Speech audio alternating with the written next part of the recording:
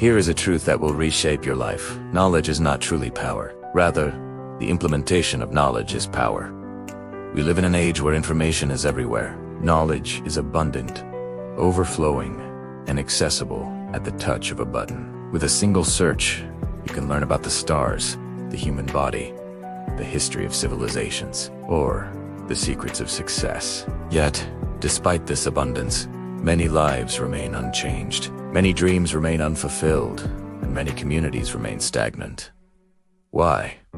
Because knowledge alone will not introduce change. It is potential energy waiting to be activated. It is a seed that will never grow unless planted, watered, and nurtured. Implementation and action is the bridge between knowing and becoming. It is the difference between a dreamer and a doer, between potential and reality, between intention and transformation.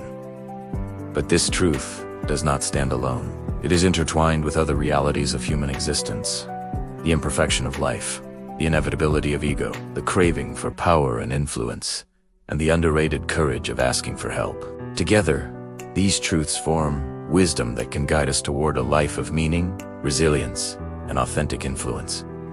Knowledge without action is like a book never opened. Knowledge is celebrated in our culture. We admire scholars, we quote philosophers, we respect experts, we fill our shelves with books, our devices with podcasts, our minds with theories. But let me ask you, what good is knowledge if it is never applied? A person may know the principles of healthy living but still neglect their body. A leader may understand the importance of empathy but still treat their team with indifference. A student may memorize theories but never use them to solve real-world problems. In many ways, humanity is still in its training phase. We have mastered technology faster than we have mastered compassion. We have built skyscrapers, satellites, and artificial intelligence. Yet we are still learning the basics of kindness, empathy, and coexistence. Human beings are not naturally good at being human. We suck at it. And again, it's because of that neocortex. It's because we have the ability to overthink everything, right? You can literally prevent yourself from sleeping because you are thinking about something that you cannot control until you wake up tomorrow. It's madness, right? But we have that magical ability to overthink everything. And so it's really hard to be human. And we actually have to learn and practice and read and watch things and ask people to get better at being human. And some people choose to be the best human beings they can be, and they go on that journey. By the way, you'll never be a great human being. You'll never be perfect. You'll just be varying degrees of good. In truth, being human is less about perfection and more about practice. We stumble, we learn, we grow, and maybe that is the beauty of it. The journey of becoming good humans is never finished. But every step forward matters. Knowledge without implementation is like a library locked away. Its treasures inaccessible. It is like a map never unfolded, a recipe never cooked, a song never sung. True power lies not in what you know, but in what you do with what you know. Think of the countless people who attend seminars, read self-help books, or listen to motivational talks. They nod, they feel inspired, they even take notes. But then they return to their routines unchanged. The spark of knowledge never ignites into flame because action is missing. So I challenge you, do not be content with knowing. Be restless until you act. Let your knowledge breathe life into your decisions, your habits, and your contributions to the world. Knowledge is the blueprint, but implementation is the construction. Knowledge is the seed, but implementation is the harvest. Think about this. Countless conflicts today are driven by those who claim wisdom, yet their actions remain inhumane. Knowledge alone is not enough, because knowledge alone does not guarantee humanity. Here is why. No one thinks they're evil. Everyone thinks they're on the side of good. Everyone thinks they're on the side of good. When we look at our political discourse these days, it's frickin' hilarious. Everybody's accusing each other of being evil and bad. But both sides, if you talk to them, actually think that they're trying to do good. Both sides are on the side of good. And if you just remember that people think they're on the side of good. Now, they may be misdirected, and all of those things are still true, but everybody thinks they're on the side of good.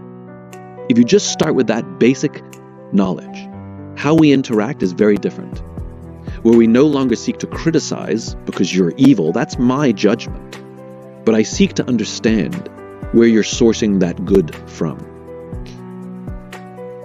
And curiosity is a great way to interact with human beings with whom we disagree. This is why I keep saying that we have been brainwashed without even realizing it. Life is imperfect, and maybe that is its beauty. We often chase perfection, the perfect career, the perfect relationship, the perfect body, the perfect plan. We imagine that happiness lies just beyond the next achievement, the next milestone, the next flawless moment. But life is not perfect, and it will never be perfect. Perfection is a moving target. The moment you think you have reached it, it shifts. And if you spend your life chasing perfection, you will spend your life chasing shadows. Instead, embrace imperfection. It is in imperfection that growth happens. It is in imperfection that creativity thrives. It is in imperfection that humanity reveals itself. Life's imperfection is not a curse. It is a canvas. Paint on it boldly. Do not wait for flawless conditions to begin. Start where you are, with what you have, and let the beauty of imperfection shape your journey. Listen, no matter how humble you think you are, you still have an ego. Ego is part of humanity. It is the voice that says, I matter. It is the drive that pushes us to achieve, to be recognized, to stand out. Ego is not inherently evil. Without ego, we would lack ambition, confidence, and individuality. But ego, unmanaged, becomes destructive. It blinds us to others. It distorts our priorities. It fuels arrogance. Ego can whisper lies, that we are superior, that we are untouchable, that we are the center of the universe. And when we believe those lies, we lose sight of our values, our relationships, and our purpose. Managing ego is the superhuman thing. It is not about erasing ego, but about mastering it. How do we manage ego? Through self-awareness. Recognize when your ego is speaking louder than your values. Pause and ask yourself, am I acting out of pride or principle? Through humility, remember that you are not the center of the universe. Humility is not thinking less of yourself, but thinking of yourself less. Through service, redirect ego's energy toward uplifting others. When your ambition is tied to service, your ego becomes a force for good. Power and influence are what humans crave. No matter how little or small, we want to be influential. We want our voices heard, our actions noticed, our presence felt. This craving is not wrong. It is part of our social nature. Influence allows us to contribute, to lead, to inspire. But influence becomes dangerous when it overtakes our mindset. When power becomes the goal rather than the tool, corruption follows. One recent case is highlighted in Netflix's documentary Sean Combs, The Reckoning. It chronicles how Sean Diddy Combs rose from Harlem to become one of the most powerful figures in hip-hop, building Bad Boy Records into a global empire. His influence stretched across music, fashion, and business, inspiring millions. Yet, the same hunger for power that fueled his rise also contributed to his downfall. Diddy's Netflix documentary exposes allegations, scandals, and ultimately his conviction, showing how unchecked ambition can corrode legacy and trust. And I'm tired of going back and forth with y'all with the lawyers. That's just not true. Okay, so no. Let me tell you something. Let me say this. I'm not a referee. So I'm gonna get off the phone right now. Listen to me. I'm gonna get off the phone right now, and I am gonna let you professionals look at the situation and come back to me with a solution. We have to find somebody that'll work with us, whether they're from this country or from another country. It could be somebody that has dealt in the dirty business of media and propaganda. This story is not about Diddy alone. It is a mirror for all of us. It reminds us that influence is double-edged. It can be used to inspire communities or to manipulate and harm. The craving for power is human, but the responsibility lies in how we wield it. True influence uplifts others. False influence consumes them. We see this in politics, in business, in families, in communities. The desire to be influential can uplift or destroy. The difference lies in intention. Influence used for service builds communities. Influence used for control causes resentment. Influence used for inspiration creates legacies. You must learn to manage your ego, embrace humility, and lead through service. True power is found in uplifting rather than dominating, and real progress comes when we ask for help and foster genuine collaboration with others. Asking for help is underrated. We live in a culture that glorifies independence, self-reliance, and strength. We are taught that asking for help is weakness, that it is shameful, that it diminishes us. But the truth is this: asking for help is not weakness, it is wisdom. It is courage. It is humility. No one succeeds alone. Behind every great achievement is a network of support, guidance, and collaboration. And I think this is the missing thing that we don't talk about enough in all of this high achievement stuff and finding your purpose stuff. It's too hard to do alone.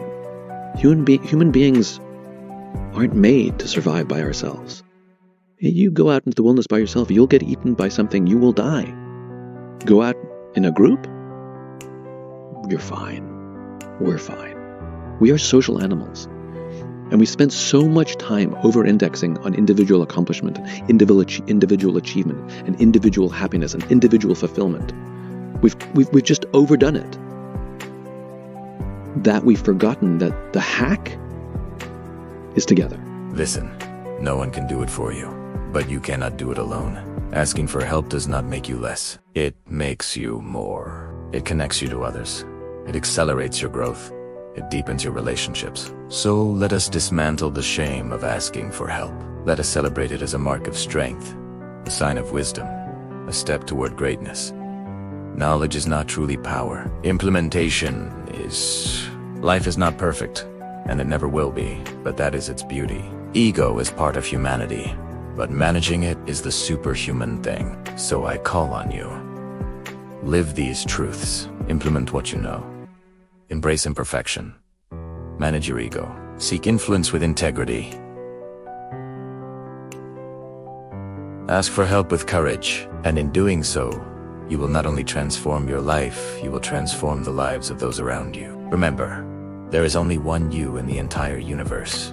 You are the movement.